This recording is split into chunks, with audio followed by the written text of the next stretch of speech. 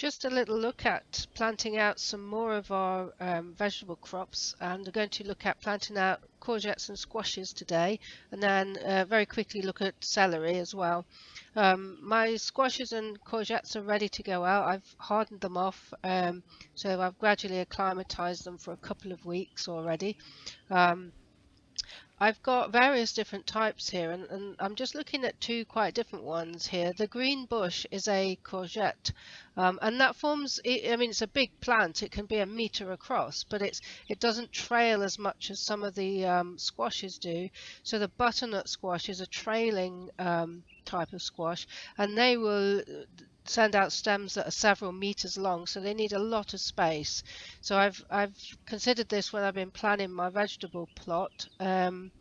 So I'm going to look at where the best way to plant them is, and how to train them perhaps to save some space. I've just actually planted my little courgette plants in this bed. They're at least a meter apart so that they've got room to grow, and I'm just showing you I've mulched one of them here using grass clippings. I shall be doing that to the rest of them, but just to show you, they need to be about 5 to 7 centimeters deep around the plant, but not to bury the crown. I've sort of moved it away from the very center there, and I'm going to water them in thoroughly using the normal method of watering straight to the roots, and that should help to keep the moisture in. They need a good steady supply for the fruits to swell evenly, so you don't get any splitting, and equally you don't get any that just shrivel up and drop off. I've planted here a butternut to grow above the archway, and opposite I've also planted a cucumber that's also a climbing plant. And here in the other half of my potato bed, I've planted some of my other trailing squashes, because when I've lifted all the potatoes, there's extra room for them to then kind of spread out, because some of these make massive plants. And actually I've just spotted one that's self-sown from out of my compost from last year. The potatoes are flowering now, and the earlies can start being lifted just as the flowers fade, so it won't be long for my first crop. Sweet corn's got a little way to go, but it's got its roots in the ground nicely now, and you can see there's a fair bit of growth on them.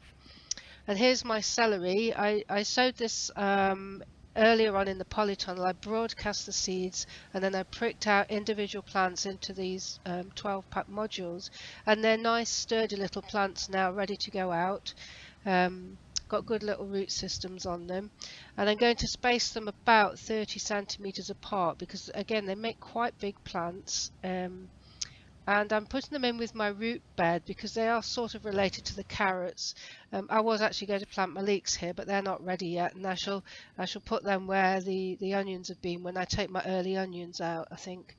So look at those nice little root systems ready to plant out.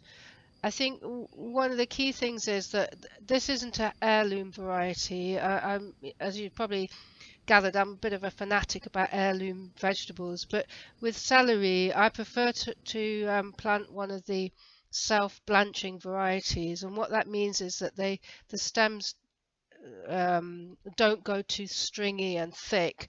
With the old varieties, you used to have to put cardboard around them to exclude light, a bit like the way a leek is developed, but that's below the ground, and you have to put cardboard around the stems, keep the light out, and there's a lot of faffing around.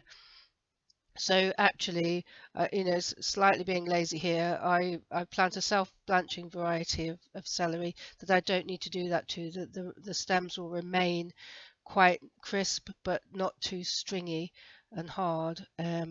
And the other thing to say is try to plant them exactly at ground level as they were in the pot, because what you don't want to get is any grains of soil down in between the leaves at this stage, because you'll find that they'll stay there, and the inside of your celery might be a bit crunchy in a way that you don't want it to be, because they get soil and grit particles inside. So I'm being quite careful when I'm planting, and I'll also be careful when I water them in.